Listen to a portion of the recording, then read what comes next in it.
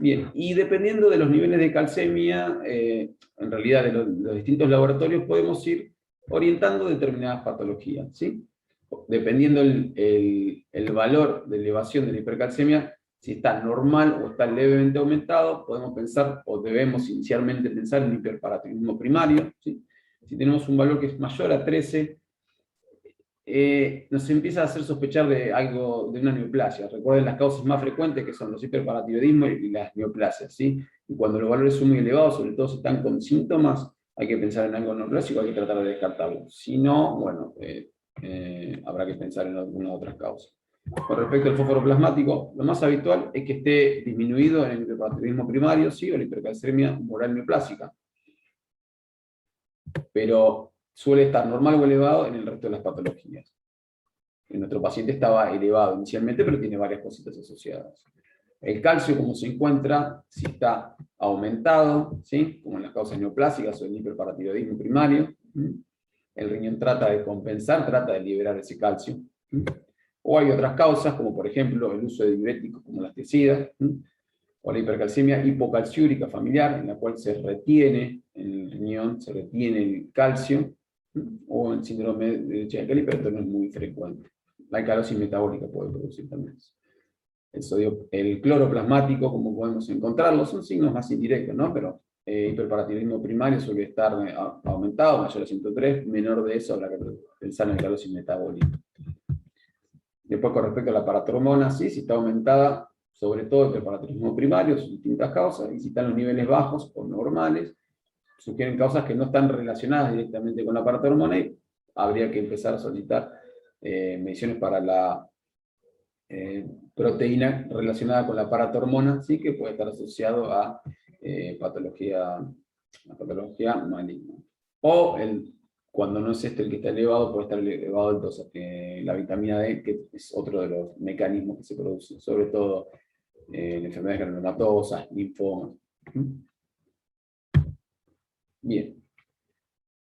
Con respecto al tratamiento, el tratamiento suele ser independiente generalmente de la causa que lo produce, ¿sí?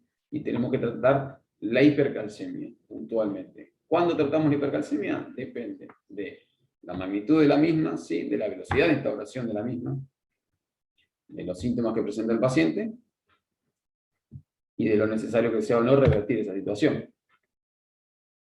¿Cómo lo vamos a tratar?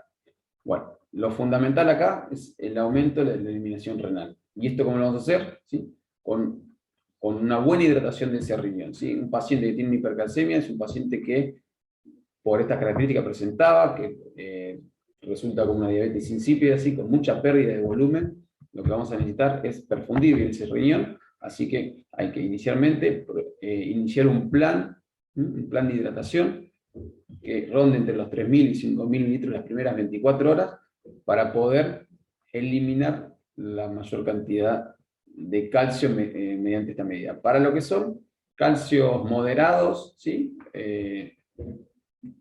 Suele tener buena respuesta, para lo que son severos no va a ser suficiente, pero ayuda al descenso inicial. Después dejamos un mantenimiento de suelos salinos, ¿sí? Más o menos a razón de 100 a 200 mililitros hora, y vamos observando obviamente esta sobrecarga que vamos a hacer en el paciente para no sobrecargarlo puntualmente, entonces vamos a tener que tener un balance diario bastante estricto. ¿Sí? Se puede hacer un seguimiento con una vía central. No es per se necesario, pero bueno, ayuda mucho al seguimiento. Y vamos a ir controlando cada 6 horas, ¿sí? Cómo está el ionograma, el calcio, el magnesio, para ver cómo va produciéndose la reducción y el control de los distintos metabolitos.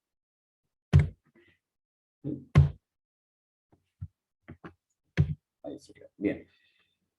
¿Cuál es la segunda parte del tratamiento de la hipercalcemia?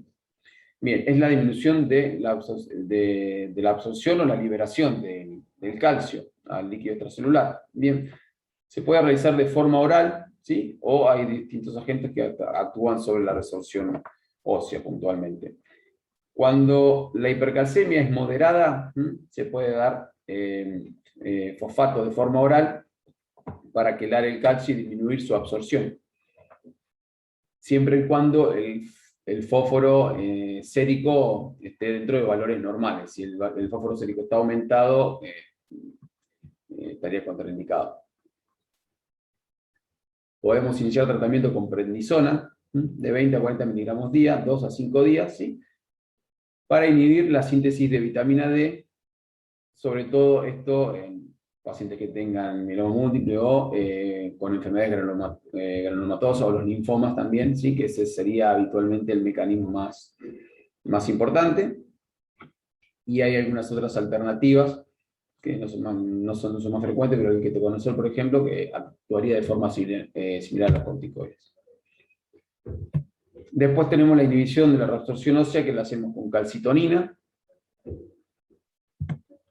con bifosfonatos. El más habitual es el pamindronato, ¿sí? Si es de forma endovenosa, sino también podemos utilizar el alendronato y otros. Hay que ver en estos casos que estos pacientes suelen venir con falla renal, no se puede utilizar el pamindronato con un Kleenex menor a 30. El solandrato no se utiliza tampoco con falla renal. Y una tercera opción es la mitramicina, ¿sí? Que se puede utilizar en casos graves, con una dosis de 25 gramos kilogramo. Y esto puede tardar más o menos 2 a 4 días en disminuir el calcio, y dura aproximadamente entre 5 a 15 días. Se puede repetir si hay una nueva residuo. Hay que obviamente controlarlo. Para el que usamos habitualmente, alendronato o pamindronato, en este caso para la hipercalcemia aguda, sintomática y severa, con Kleenex mayor a 30, podemos usar el pamindronato. 30 miligramos, ¿sí? En aquellos que tienen un calcio menor a 12, 60 miligramos aquellos entre 12 y 13,5, y aquellos que ya tienen una calcemia mayor a 13,5, están sintomáticos, de 90 miligramos. Vamos a preparar el mililitro de solución fisiológica o dextrosa y se pasa entre 4 y 24 horas aproximadamente.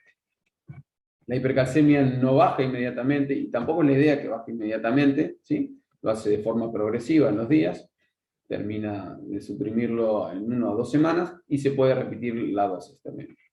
Los efectos adversos son, bueno, sobre todo si hay falla renal, puede producir hipocalcemia sintomática, así que estar atento y estar controlando con laboratorios diarios.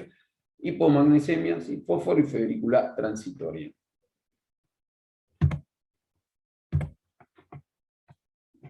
Vuelvo a reiterar, el tratamiento agudo, ¿sí? Si está con síntomas graves o con un calcio mayor a 12 sin síntomas podemos esperar, ¿sí? Pero en realidad es mayor a 15, ¿sí o sí? El objetivo es aliviar los síntomas, ¿sí? Pero no es normalizar bruscamente la calcemia, eso tiene que quedar claro. Reposición de líquidos, lo más importante, con buenos controles hemodinámicos y balances estrictos para estimular la diuresis. Se puede utilizar furosemida. Con respecto a eso, siempre hay algún detalle, porque en realidad la furosemida también podría producir contracción del volumen celular. Bueno, con una buena hidratación previa podríamos utilizar furosemida. Igual no hay ensayos clínicos ni nada que compare si al utilizarlo tenemos mejores resultados o no, pero dentro de los efectos que produce la furosemida, sí, es aumentar la natriuresis, y por lo cual también aumentamos la pérdida de calcio, por lo cual tenemos un sustento teórico por lo menos. La revisión que había encontrado con respecto a esto, que había sido un tema de controversia, hace referencia a algún ensayo en 2008, pero en realidad es una revisión narrativa, así que no tenemos más que eso. Para la inhibición de la reabsorción ósea, que recordemos que la causa principal del aumento son la reabsorción ósea o la absorción, bien, es el pamindronato, ¿sí? Calcitonina, si podemos tenerla, ¿sí? Y en el caso de que ninguna de estas medidas funcionen y el paciente continúe con síntomas, bueno, requerimos realizar hemodiálisis, ¿sí? Sobre todo en pacientes que están con insuficiencia renal que sea oligúrica, y se tiene que hacer una hemodiálisis con bajo calcio. ¿Cómo estaba nuestro caso clínico? Bueno, recuerdan al paciente de 47 años cómo había ingresado, que teníamos los siguientes laboratorios. Bien, los laboratorios actuales de ese paciente tenemos, después de haber iniciado tratamiento, ¿sí? Obviamente con con líquido, con pamidronato. Luego también recibió furosemida. El paciente mejora su urea y su creatinina en 0,75, tiene una creatinina de 9,6. Un potasio que desciende discretamente a 3,1. El calcio, que estaba en 7,3 el iónico, pasó a 4,8. Un sérico de 160 que pasó a 87. Con una albúmina que tenía 34 y con una paratormona que nos vino normal, con una vitamina D que está baja, ¿sí? Y con un coagulograma que se mantiene en los mismos niveles, que tiene unas cadenas totales capas, ¿sí? Aumentadas, tanto en suero como en orina, y una inmunoficación que actualmente está pendiente, al cual se le pidió un proteinograma electroforético, y que viene con una marcada hipergamaglobulinemia, que puede tener relación con su antecedente previo, ¿sí? Pero se observan unos picos homogéneos y con una tendencia a unión puente-gamma. Este paciente se le realiza una punción de médula ósea y se manda a citometría de flujo. En la punción de médula ósea se observa que tiene unas células plasmáticas mayor a 10%, con, recuerden la tomografía de tórax que tiene esas lesiones, como en sacabocados, también tenemos una lesión de huesos largos, muy característica, con la hipercalcemia, con la falla renal, y se observa que se detectan 4,4% de células plasmáticas con fenotipo aberrante, ¿sí? Son 3% de células plasmáticas totales, ¿sí? Muy característico, o sea, tenemos diagnóstico de una hipercalcemia maligna con riñón de mieloma, ¿sí? Mieloma múltiple, en el caso de nuestro paciente.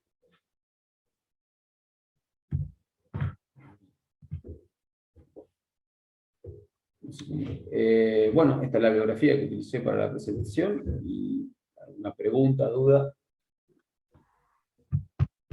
Muchas gracias, Luis, súper completo. Y sí, el doctor Allegrini, como está en el servicio de este paciente, es súper fresquito, reciente el diagnóstico y la internación. Así que muy lindo caso clínico. No sé, Carlos, si hay preguntas. No hay, pero no me pareció ver. Yo quisiera preguntarle algo a Luis, que en principio el paciente tenía una cirrosis hepática, Sí. presuntivamente. Bueno, Sí, no, digo por ese proteinograma electroforético. Tiene un pico en las beta y un pico en la gamma, y tiene lo que se llama fusión beta-gamma, que es algo característico de los pacientes con cirrosis hepática. O sea, a medida que vos ibas comentando el caso, yo me esperaba encontrar con una banda monoclonal, típica de un paciente con mieloma múltiple, pero tenía una tomografía ahí con las imágenes esas que se denominan sal y pimienta. Sal y pimienta. Claro, era muy sugerible de un mieloma múltiple. Y en realidad esa tomografía se pide porque el paciente ingresa como una encefalopatía hepática por su antecedente de cirrosis y demás. Le piden una tomo de cerebro y aparecen estas imágenes más la hipercalcemia y bueno, es muy lindo caso, Luis, por traerlo acá. En realidad yo me pregunto, acá hay una pregunta. Luis, ¿qué característica tiene el riñón del mieloma? Te preguntan acá. El riñón del mieloma habitualmente es primero, el riñón del mieloma es un riñón que en la radiografía, en la ecografía, ¿sí? Es un riñón que se ve con un tamaño aumentado, ¿sí? Eso por un lado. La otra cuestión es que son pacientes que empiezan con falla renal, ¿sí? Marcada, incluso antes que la hipercalcemia, ¿sí? Tiene que ver más la lesión con las cadenas libres que generan daño que con la hipercalcemia en sí misma. Perfecto. Muy bien. Yo quería preguntarte, la hipercalcemia, que bueno, en estos cuadros es esperable por ahí en un mieloma múltiple. Uh-huh. Pero ¿en qué otras ocasiones uno pediría calcemia? Yo me estaba preguntando, y bueno, uno por ahí la pide cuando tiene un paciente con litiasis renal, que ha tenido un cólico renal. En ese contexto uno pide calcemia también. También uno pide los pacientes con hipertensión arterial, buscando una causa secundaria. Y después, bueno, está el mieloma múltiple y otras como, por ejemplo, la sarcoidosis. Pero nosotros estamos poco habituados a pedir calcemia. ¿Qué opinás vos, Luis? Quizás uno en la rutina tendría que agregar calcemia. Y te digo más, ¿por qué? El hiperparatiroidismo por un adenoma de paratiroide se ve un caso cada 3.000 personas. O sea, es bastante frecuente. Digo, amerita quizás pedir en la rutina que solicitamos a nuestros pacientes también agregar calcemia. Sí, no sé de hecho, o sea, justamente si uno no lo solicita es asintomático y no nos vamos a enterar, a no ser que hagamos una manifestación secundaria y crónica como puede ser la litiasis renal, ¿sí? Algunos signos de calcificaciones, pero si no lo solicitamos, no lo buscamos, no lo encontramos. En estos casos a veces encontramos en un laboratorio asociado, como puede ser, ¿no? Un estado ácido base que habitualmente viene con el calcio iónico, y ahí uno le llama la atención rápidamente y dice, bueno, o es una cuestión de laboratorio o este paciente tiene algo más y se me asocia. Obviamente tenemos signos clínicos que nos pueden, o sea, que uno debe buscar, ¿no? El paciente tenía deterioro del sensorio, tenía algunas otras causas que a uno lo pueden orientar a este tipo de debilidad muscular, pero habitualmente no lo tenemos muy presente. ¿Cómo lo tenemos presente? Claro, sabemos que es un signo de malignidad y habitualmente un paciente que ya viene con una neoplasia diagnosticada, ahí lo buscamos porque lo tenemos bien presente. Entonces, en ese caso no se nos suele escapar, pero en el caso que no esté asociado a esto, nos cuesta buscarlo. Y no es una medida costosa realmente solicitarlo. Así que yo creo que sí, una rutina cada tanto se puede agregar. Muy bien. Bueno. Aquí hay un mensaje que dice, muchas gracias Luis, no entendí a qué se refería la última diapo. No sé si hoy entendés la... A ver, la biografía no creo que sea. No. Y aparte dice, genial. Capaz que no se vio la parte de la citometría de flujo. Ajá. Que tiene... Nada. Ya lo entendió, ¿eh? Era por el riñón del mieloma. Lo del riñón del mieloma. Sí, venía con la primera pregunta, con la pregunta que te hicieron. Está perfecto. No, está muy claro.